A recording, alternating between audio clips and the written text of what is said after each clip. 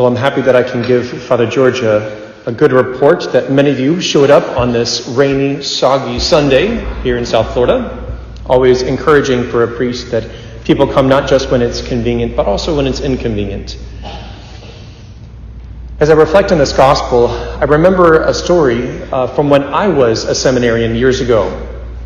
And there, every year we would host a Christmas party with our faculty and their families and all of the student body. And outside of the cafeteria, there was a courtyard filled with gravel, and there they put some Christmas decorations, and among them an inflatable snowman with lights, and it just was there all minding its own business. And some children of the faculty, 5, 6 years old, first grade, kindergarten age, they were taking the gravel from the courtyard and they were pelting the defenseless snowman. And of course it was fun for them. They were practicing their aim and giggling and all that. But I was seeing that they could break it, and then the seminary's out of money and all that stuff. So I see this happening, and there's no other adults around, and I'm like, I got to find one of the faculty. Like, someone's got to stop these kids. Someone's got to tell them that that's wrong. I was like, wait a second, I'm 25 years old. Like, I am an authority to them. And so I walked over to them. I was like, hey, kids, let's leave the snowman alone and not throw any rocks. And they're like, oh, sorry. And they scattered off. But it was funny. Like, it actually took me a minute to remember what I was capable of and what my role could be given the needs of the situation in which I found myself in a lighthearted way. Well, let me bring it closer to home. A priest shared a story about years ago when he was at a parish. Mass had concluded. He was busy attending to some of the people as they were leaving the church, maybe praying with them with a recent loss. Whatever the case was, he was unavailable for other needs. And this parishioner came back from the parking lot. I was like, Father, there's someone who's hungry and needy in the parking lot. Like, you should do something. And he's like, well, why can't you do something? Why don't you give them some food? Well, yeah, but the church, shouldn't the church be doing that? He's like, you are the church. There's nothing preventing you from doing a good deed to this person. It doesn't have to begin a new ministry, the Sunday parking lot minister. Like, no, just do what you see needs to be done. I'm amazed at how prevalent sometimes that mentality is. Wondering who is to be the salt and the light that Jesus is speaking of. I would suggest to you that the evil one would love for the people of God to leave the ministry of the church to the most visible members and those with most authority. To say, Father, isn't that your job? Isn't that why you became a priest, to do all of the ministry things? Certainly, priests and deacons in the liturgy have a privileged place of proclaiming the gospel. But my friends, all of us are called to proclaim the gospel. Think of what would happen if we limited the explicit proclamation of our faith to all of the priests in this room right now.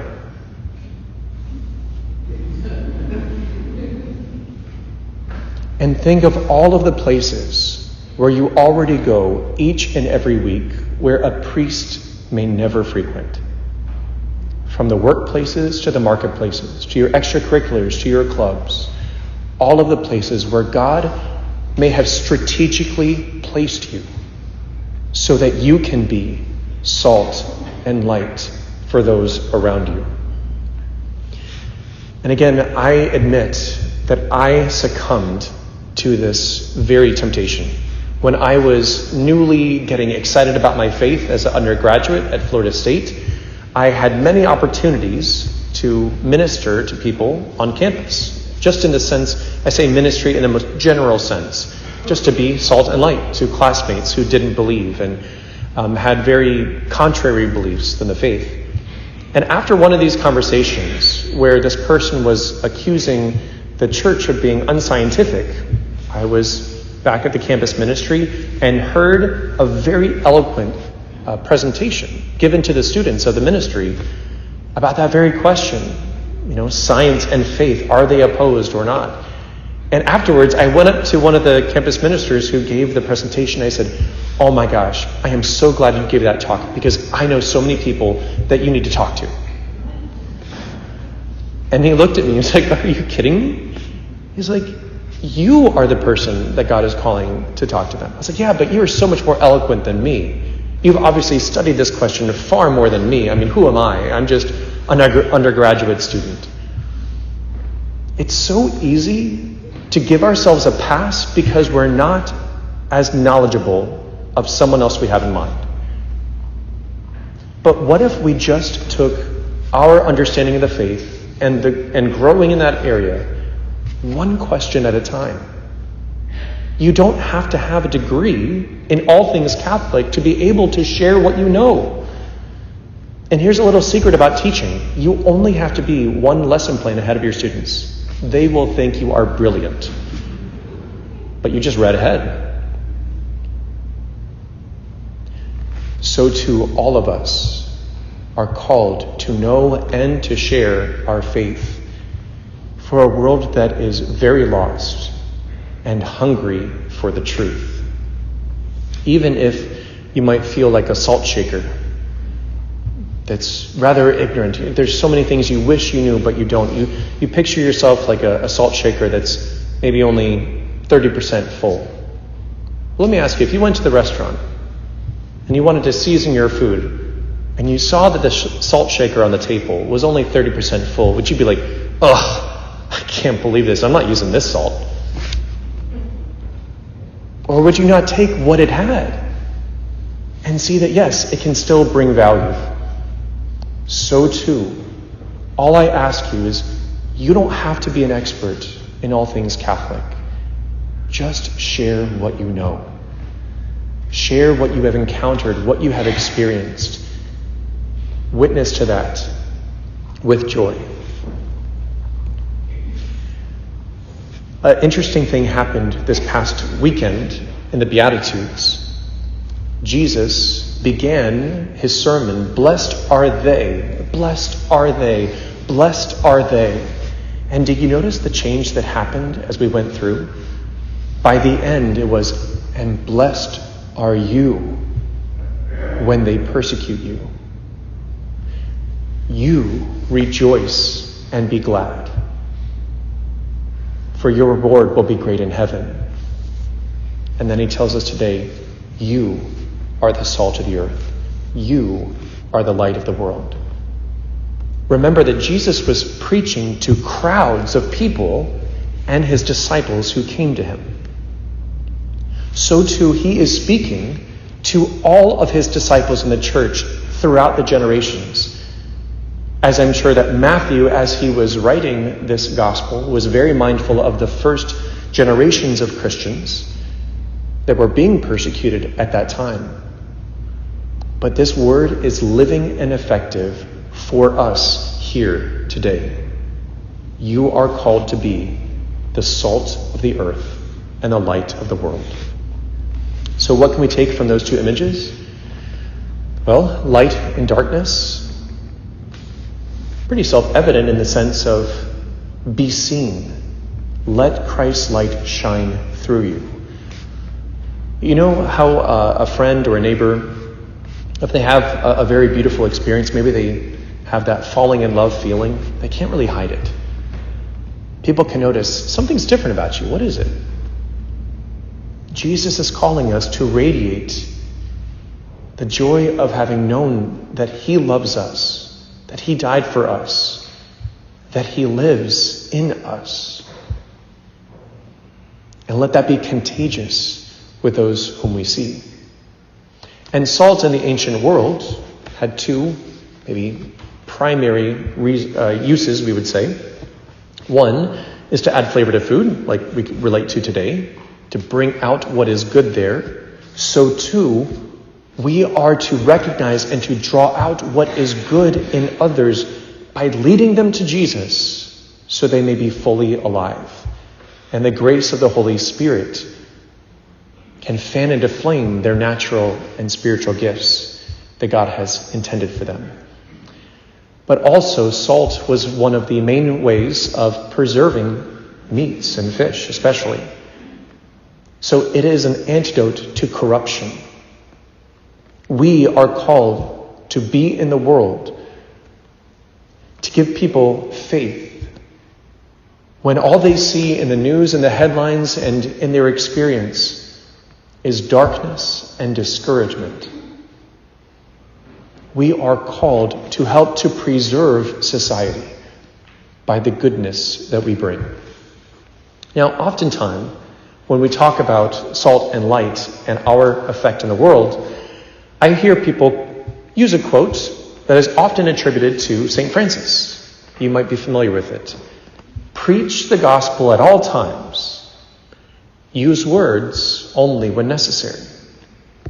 Now, there is a sense and a beauty and a truth in that phrase that we can very well appropriate and live by.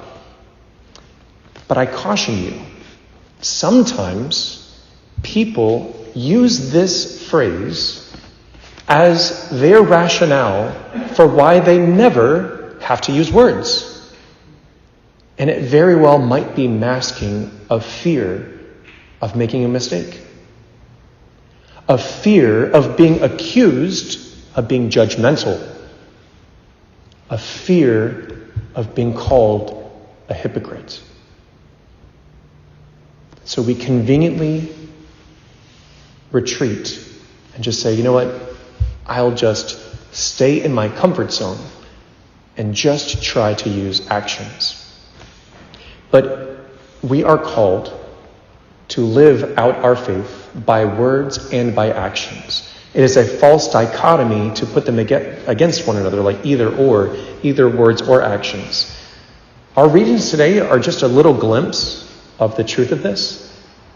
In our first reading from Isaiah 58, we heard about all of the good deeds that we are called to give bread to the hungry, to shelter the oppressed and the homeless, to clothe the naked, all of these different corporal works of mercy.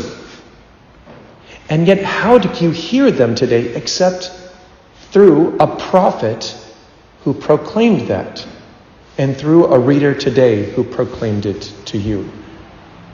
St. Paul, again, in his experience in 1 Corinthians, we can relate. He comes in weakness and in fear and even trembling, but not with sublimity of words, but with a demonstration of the Spirit and power. But as he said, I came proclaiming this to you in word and in deed. Proclaiming is essential. Our explicit speaking of the faith is essential for those around us to know why we are doing what we are doing and whom we have encountered. People will not come to know Jesus nearly as well if we do not tell them about our relationship with Jesus. So we are called to both, to preach, to speak, to witness to truth and mercy in word and deed. When we see a need to feed the body, let us also look for an opportunity to feed the soul.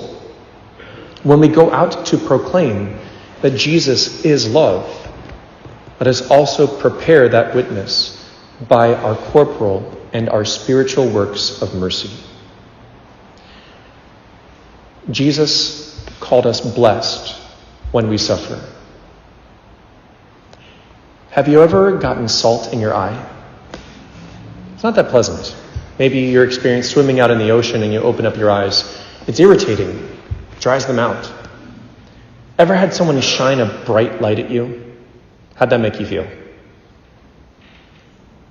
Jesus is calling us to be salt and light. And there are those that will not be disposed to it.